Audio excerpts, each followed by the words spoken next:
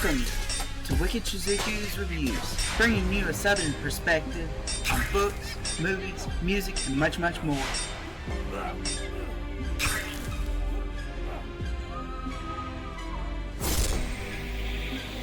Stick around for a while, you just might hear something wicked.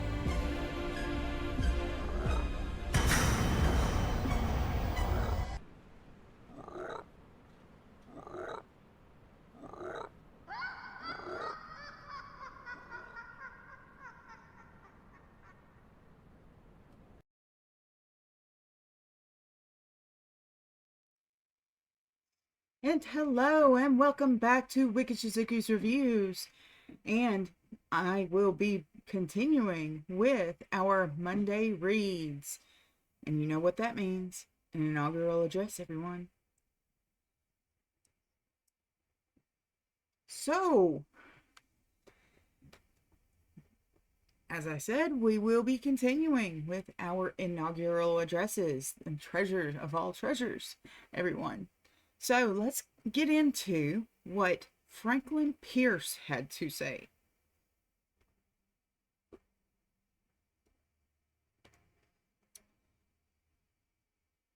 And for those who are interested in what number episode this is, because I forgot to say, I think, it is episode 76.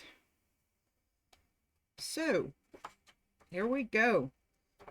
Oh, and for those who don't know what Franklin Pierce looks like, that's what he looks like.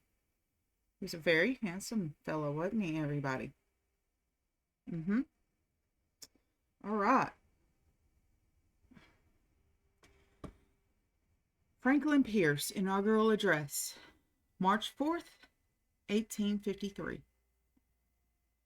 My countrymen, it is a relief to feel that no heart but my own can know the personal regret and bitter sorrow over which I have been born to a position so suitable for others rather than desirable for myself.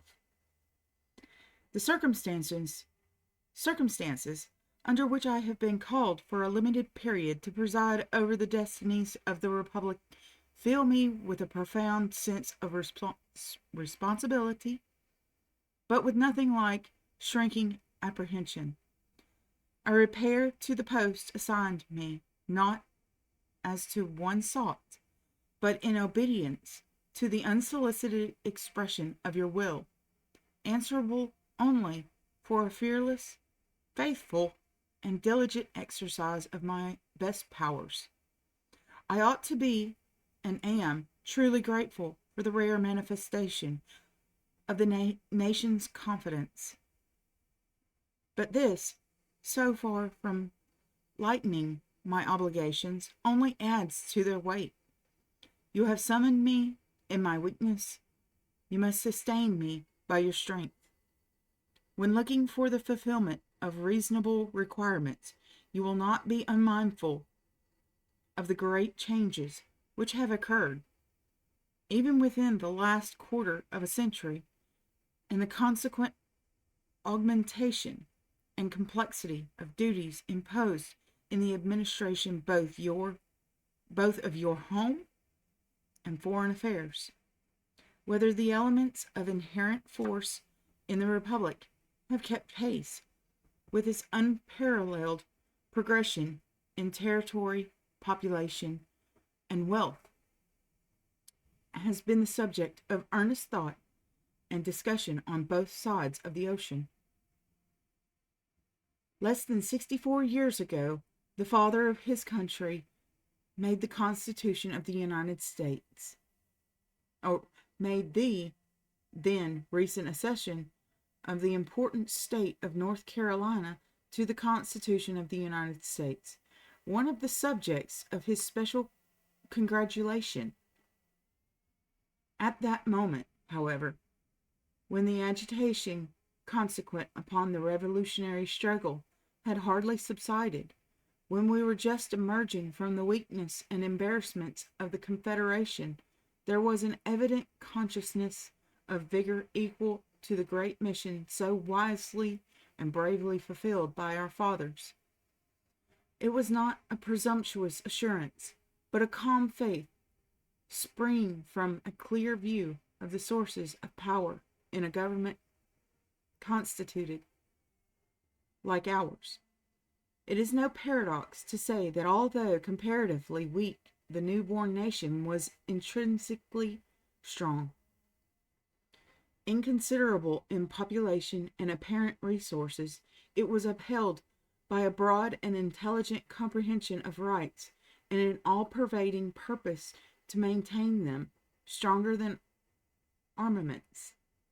It came from the furnace of the Revolution, tempered to the necessities of the times. The thoughts of the men of that day were as practical as their sentiments were patriotic. They wasted no portion of their energies upon idle and delusive speculations, but with a firm and fearless step advanced beyond the governmental landmarks which had hitherto circumscribed the limits of human freedom and planted their standard where it has stood against dangers which have threatened from abroad, an internal agitation which has at times fearfully menaced at home. They proved themselves equal to the solution of the great problem, to understand which their minds had been illuminated by the dawning lights of the Revolution. The object sought was not a thing dreamed of, it was a thing realized. They had exhibited not only the power to achieve, but what all history affirms to be so much more unusual, the capacity to maintain. The oppressed throughout the world from that day to the present have turned their eyes hitherward, not to find those lights extinguished, or to fear lest they should wane, but to be constantly cheered by their steady and increasing radiance. In this our country has, in my judgment, thus far fulfilled its highest duty to suffering humanity. It has spoken and will continue to speak, not only by its words, but by its acts, the language of sympathy, encouragement, and hope to those who earnestly listen to tones which pronounce for the largest rational liberty. But after all, the most animating encouragement and potent appeal for freedom will be its own history, its trials and its triumphs. Preeminently, the power of our advocacy reposes in example, but no example, be it remembered, can be powerful for lasting good. Whatever apparent advantages may be gained, which is not based upon eternal principles of right and justice, our fathers decided for themselves, both upon the hour to declare and the hour to strike. They were their own judges of the circumstances under which it became them to pledge to each other their lives, their fortunes, and their sacred honor. For the acquisition of the priceless inheritance transmitted to us, the energy with which that great conflict was opened, and under the guidance of a manifest and beneficent providence, the uncomplaining endurance with which it was prosecuted to its consummation, were only surpassed by the wisdom and patriotic spirits of concession which characterized all the councils of the early fathers.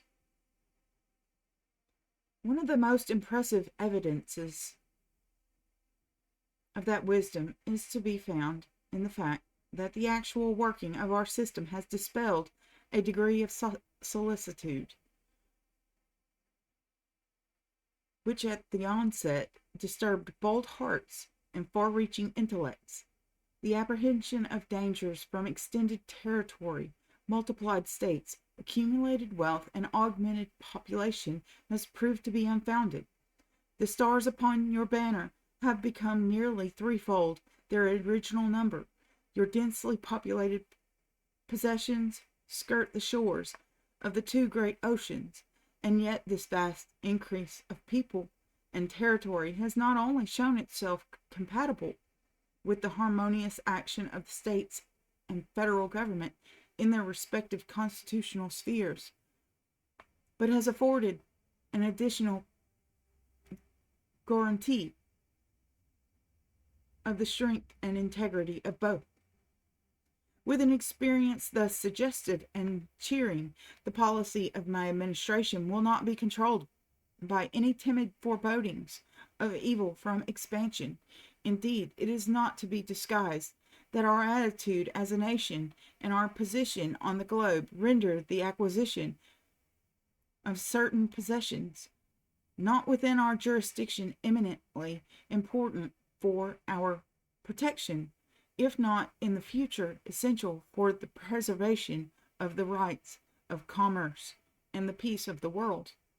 Should they be obtained, it will be through no grasping spirit, but with a view to obvious national interest and security, and in a manner entirely consistent with the strictest observance of national faith.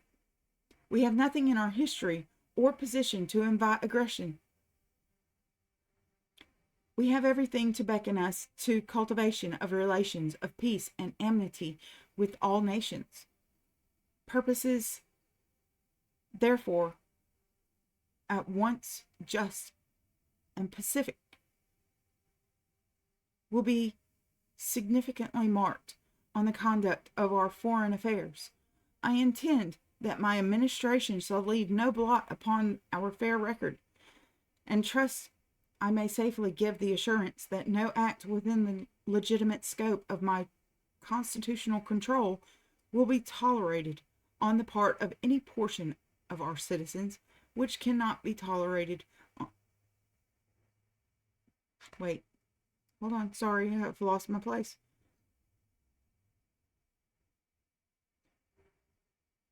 My constitutional control will be tolerated on the part of any portion of our citizens which cannot challenge a ready justification before the tribunal of the civilized world.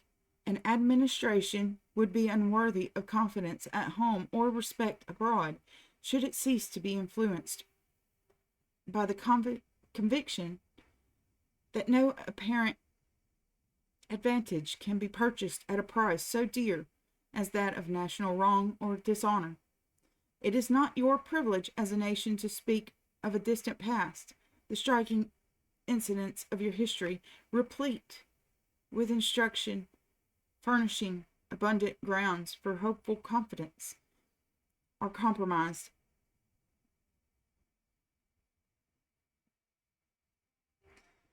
In a period comparatively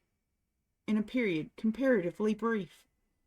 But if your past is limited, your future is boundless.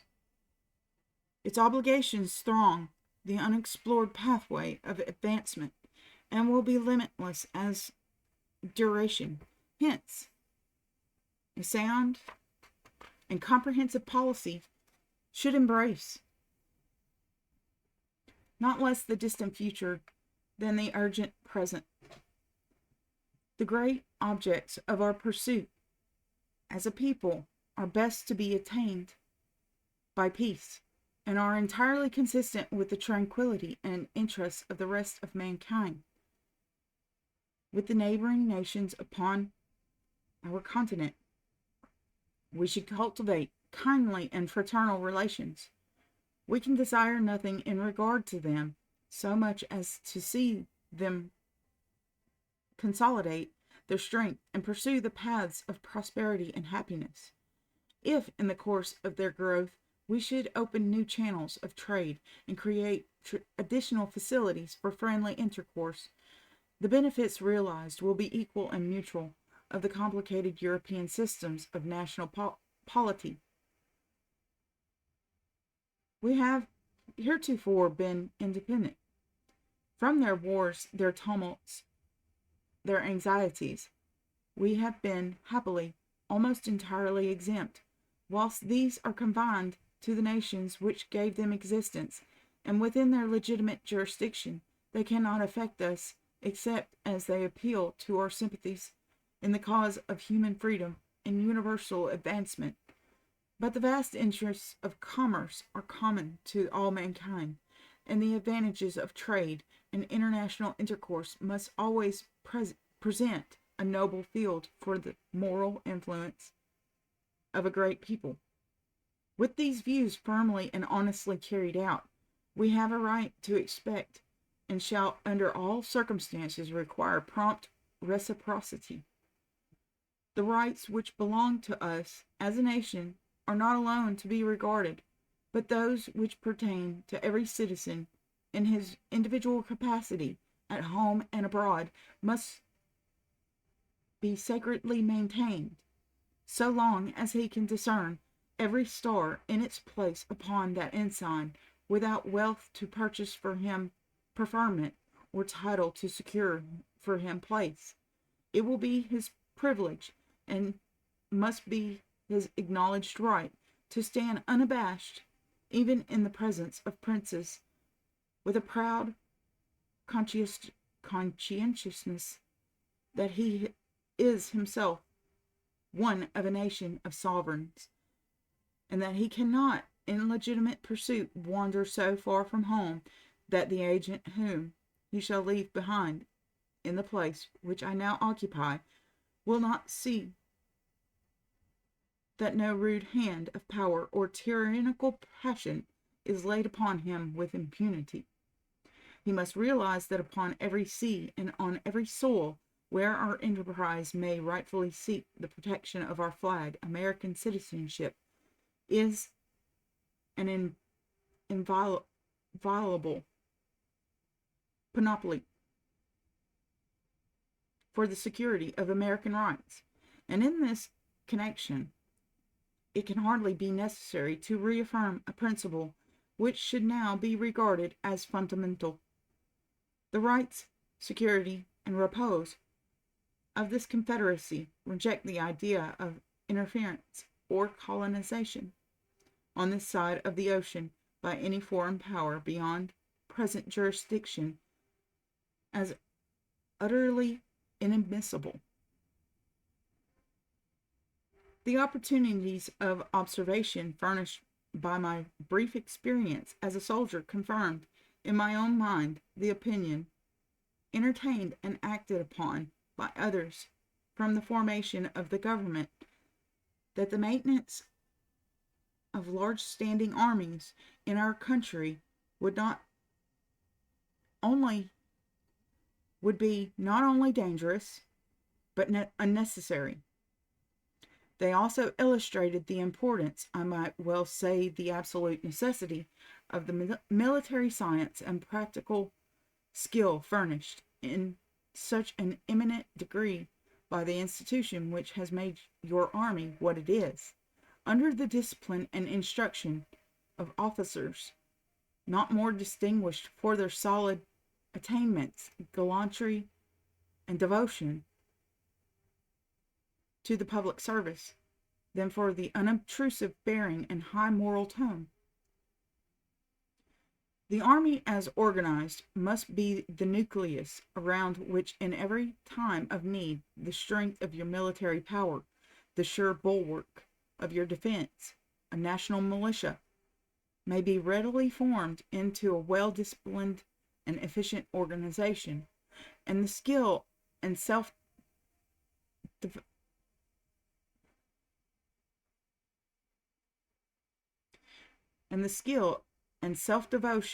of the Navy assure you that you may take the performance of past as a pledge for the future, and may confidently expect that the flag, which has waved its untarnished folds over every sea, will still float in undiminished honor. But these, like many other subjects, will be appropriately brought at a future time to the attention of the coordinate branches of the government, to which I shall always look with profound respect and with trustful confidence that they will accord to me the aid and support which I shall so much need, and which their experience and wisdom will readily suggest. In the administration of domestic affairs, you expect a devoted integrity in the public service and an observance of rigid economy in all departments, so marked as never justly to be questioned. If this is reasonable, if this reasonable expectation be not realized, I frankly confess that one of your leading hopes is doomed to disappointment, and that my efforts in a very important particular must result in a humiliating failure. Offices can be properly regarded only in the light of aids for the accomplishment of these objects, and as occupancy can confer no prerogative nor importunate desire for preferment any claim. The public interest imperatively demands that they be considered with sole reference to the duties to be performed. Good citizens may well claim the protection of good laws and the benign influence of good government, but a claim for office is what the people of a republic should never recognize. No reasonable man of any party will expect the administration to be so regardless of its responsibility and of the obvious elements of success as to retain persons known to be under the influence of political hostility and partisan prejudice in positions which will require not only severe labor but cordial cooperation. Having no implied engagements to ratify, no rewards to bestow, no resentments to remember, and no personal wishes to consult in selections for official station, I shall fulfill this difficult and delicate trust, admitting no motive as worthy either of my character or position which does not contemplate an efficient discharge of duty in the best interests of my country. I acknowledge my obligations to the masses of my countrymen, and to them alone. Higher objects than personal aggrandizement gave direction and energy to their exertions in the late canvass, and they shall not be disappointed. They require at my hands diligence, integrity, and capacity wherever there are duties to be performed. Without these qualities in their public servants, more stringent laws for the prevention or punishment of fraud, negligence, and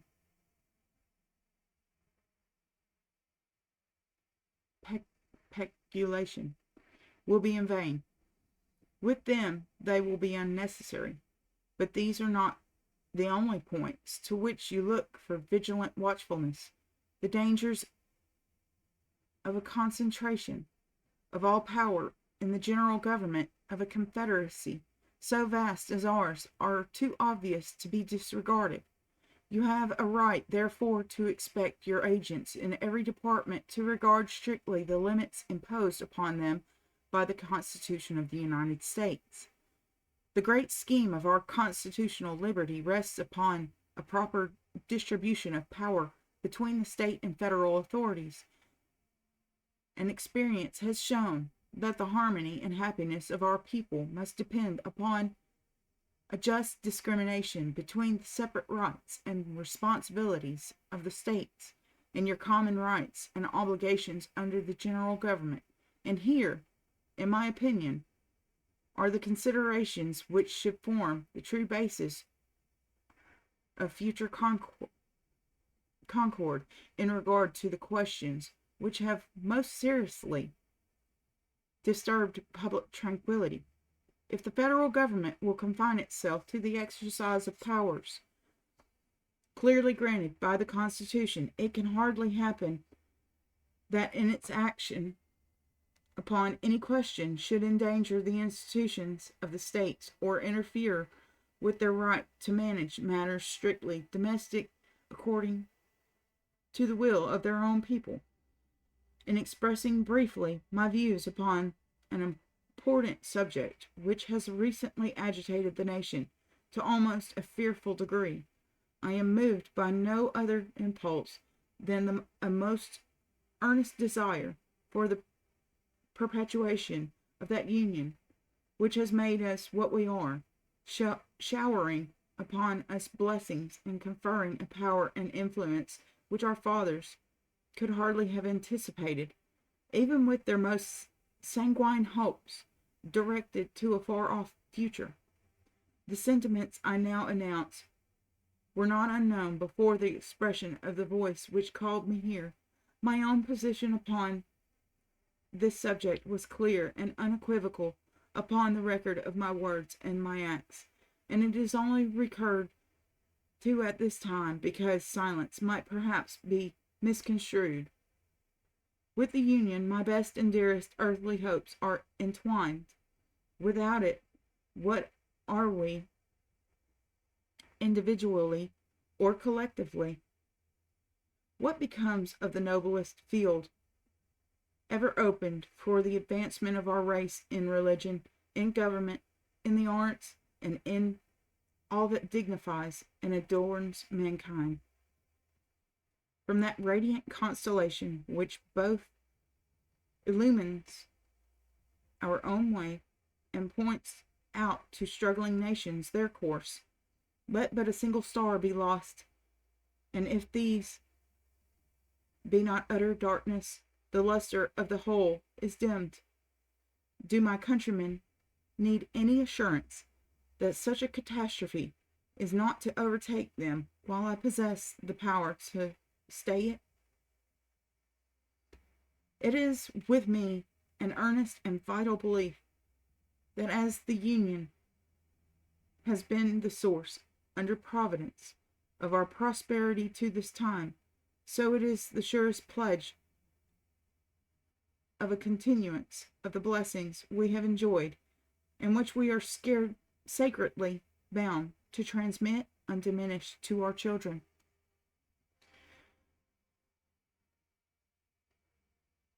The field of calm and free discussion in our country is open and will always be so, but never has it been and never can be traversed for good in a spirit of sectionalism and uncharitableness.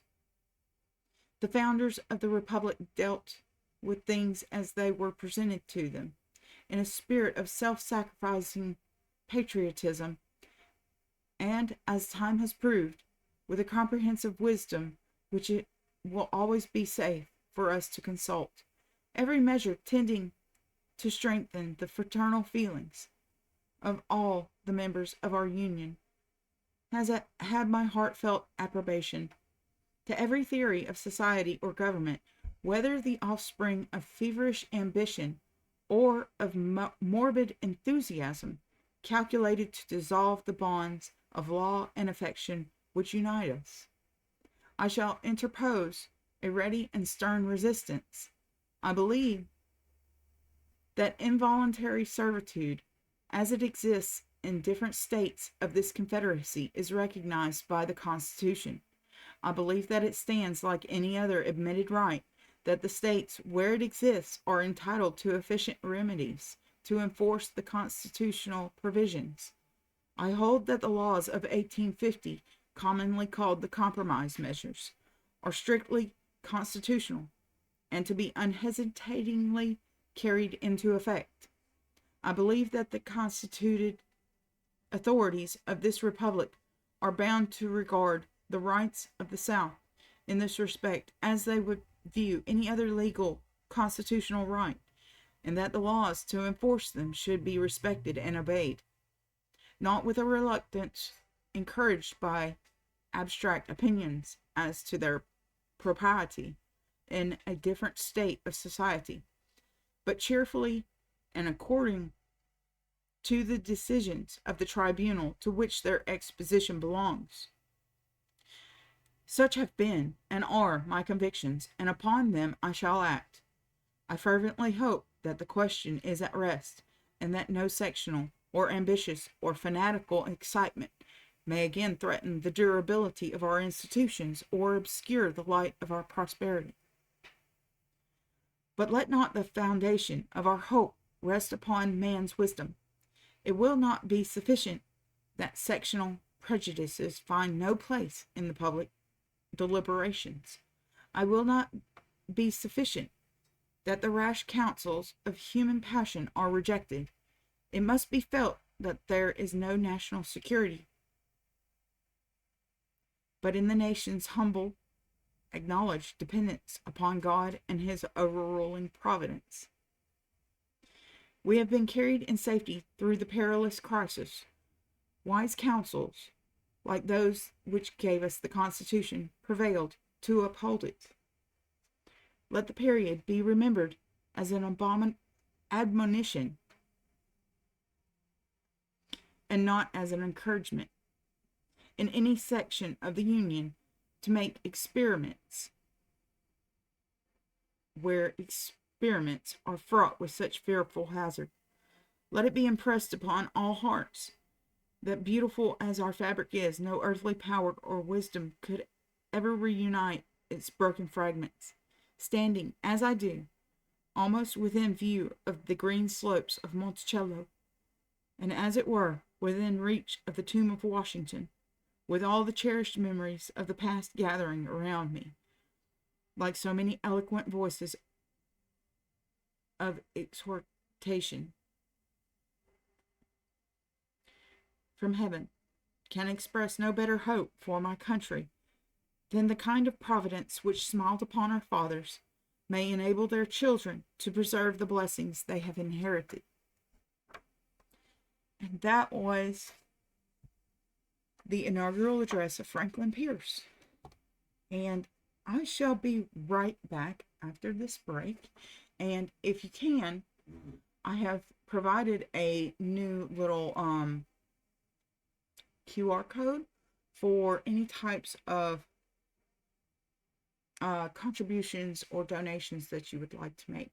And I'll only ask on Mondays, and put this particular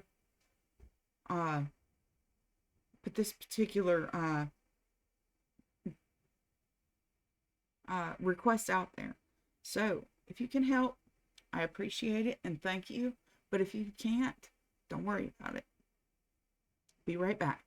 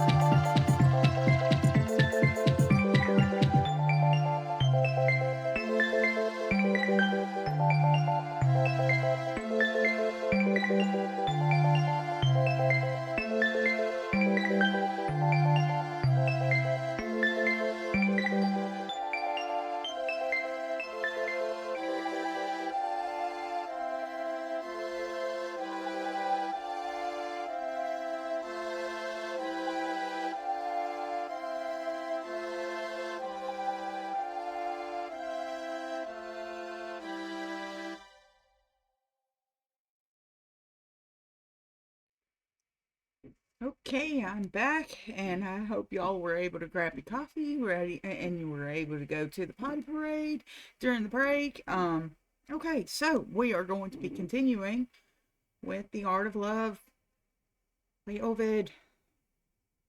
So, what does the saucy man have to say this time? Let's find out.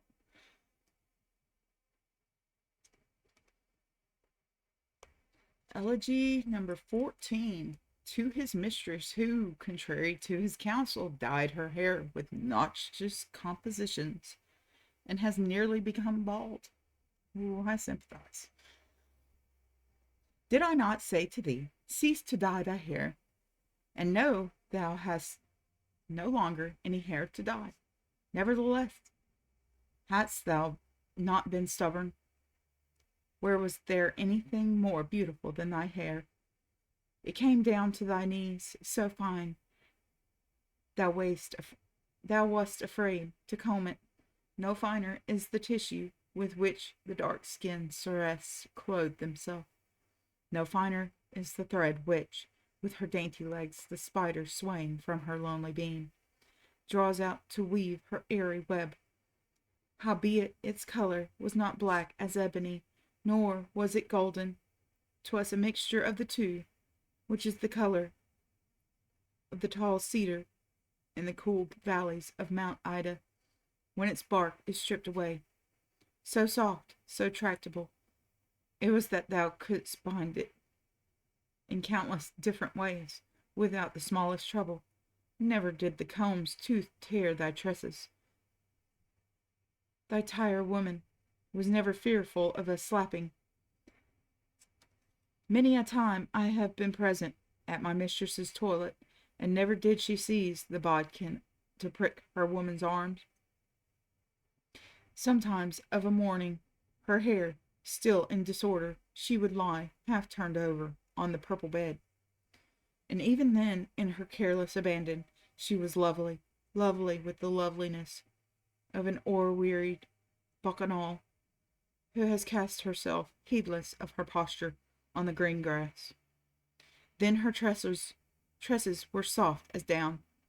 How often, alas, have I seen them put to the torture, compelled patiently to endure, with both iron and fire, to make them stay in little rounded curls. 'Tis a crime, I cried, a crime to scorch that hair of thine.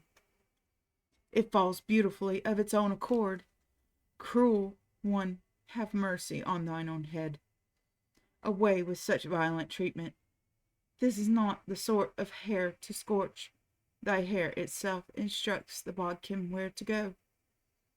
Gone are those lovely tresses which Apollo, which Bacchus might have envied, with such tresses as Dione, coming naked from the foam, upheld with her dripping hands. Why, since they please thee not, dost thou lament the ruin of thy tresses? Wherefore, stupid one, dost thou thrust aside so mournfully thy mirror? No longer doth it please thee, remembering what thou wast, to gaze therein. Howbeit, 'tis not magic herbs culled by a jealous rival, nor to water down by some treacherous witch, from Haemonian springs, that their fall is due. 'Tis not the effect of some dire malady. The gods keep thee from that. No, nor the rival's jealous tongue, envious of their beauty. No, thine is the crime, and thine own hand has wrought the loss of thou mournest, thine own hand that poured the poison on thy head. Now Germany, will send you some slave girl's hair. A vanquished nation shall furnish thy adornments. Alas, how oft, when thou shalt hear men praise the beauty of thy hair, wilt thou tell thyself with a brush, "'Tis precious merchandise that makes me comely in their sight today." Of some unknown Scambrian girl my friends the praises sing, yet I remember the day when that glory was my own. Heavens, what have I said? See, she can scarce restrain her tears. She buries her face in her hands, and look how she is blushing. She steals a glance at once of her fallen tresses lying in her lap, a treasure, alas, not fitted for that place. Nay, come then, soothe thy heart and clear thy brow. The loss is not irreparable. Ere long, with thine own hair, thou wilt be beauteous as of yore.